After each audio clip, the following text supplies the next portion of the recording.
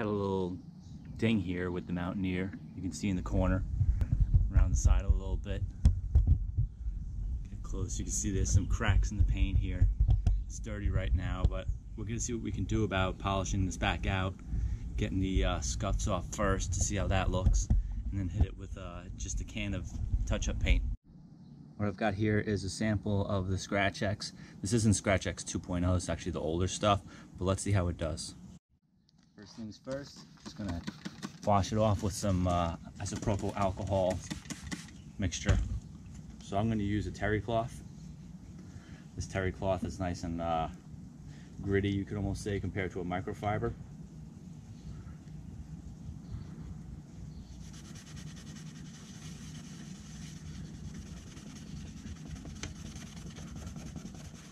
Applying pretty heavy pressure, I'd say.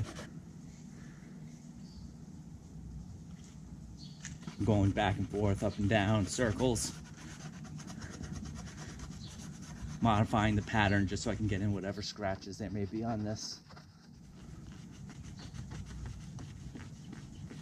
I don't think a DA would get especially a lot more out, to be honest. DA is a machine that does dual action polishing. Doing it by hand to show that anybody can really do this. If you go to the auto parts store and spend about $20, you can get what you need to really. It already looks a lot better than it did. It feels a lot smoother too. I have a little 1200 grit sandpaper here. It's very light. Just gonna give it a little soaking. And then should be using the block in a perfect world, but again, this is meant to be amateur hour. And just sort of go over it lightly, just to break off anything that's hanging. Maybe give our touch-up paint a little bit of a better surface to adhere to. Just want to make sure you keep it nice and wet while you do this. Help the sandpaper just glide across the bumper. This is just telling me that the Scratch X could have done a little better.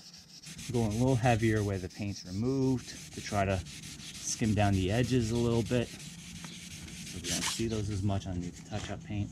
See on there. Spray it. Wipe it. So already we can see there's a huge difference compared to when we started. So this area of the bumper looks like it really pushed in, and the paint's all bubbly and stuff. And that's going to be hard to cover with touch-up paint. So I'm going to give it a little harder hit with the sandpaper.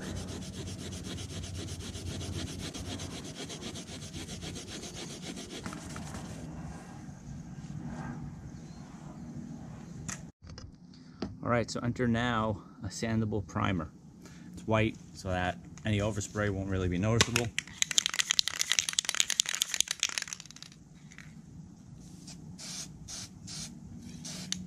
That's sticking much better.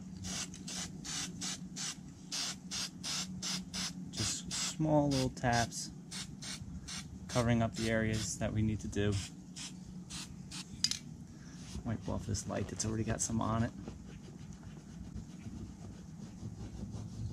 Overspray is a thing. You just clean it up if you don't feel like taping everything. And let that sit for a little while and dry up till we come back. Alright, so I've let the sandable primer sit for about an hour. Just gonna give it a quick little once over with this paint. You see how much sticks better now?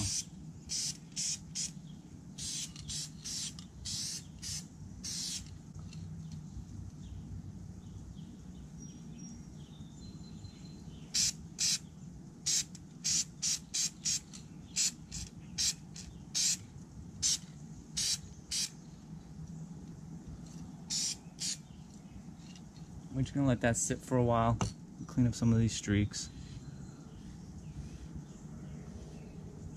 Probably hit that with the sandpaper when we come back, when it's dried. Alright, so the paint is starting to dry up. Hit it with another coat. Go a little further out. See, now it's applying nicely. It's got something better to stick to. I've seen some runs now, but I'll address them later. It's very hard to not get them, so if you're kind of like me and not a professional with this, I'm showing you what's going to happen when you get at it. If you end up with some runs like this, feel free to just go ahead and wet them up a little bit. And take that 1200 grit sandpaper. Remember to get that sandpaper wet too. Just give them a little sand down.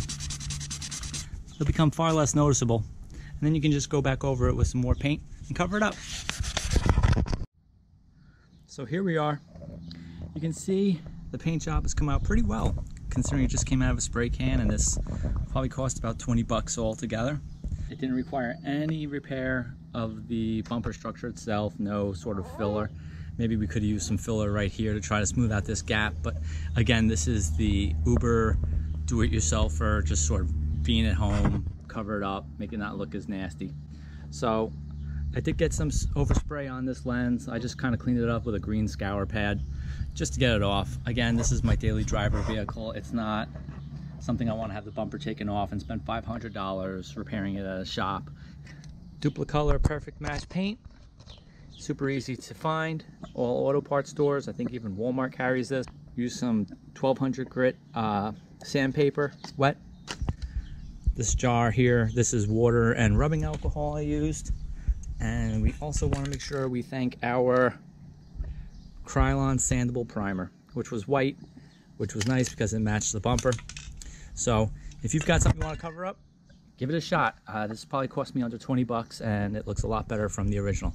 Thanks for watching. If you enjoyed it, if you think it's helpful, please hit that like button. Please smash follow so that you can see more of my random videos on car maintenance and how-tos. And I will see you soon, folks.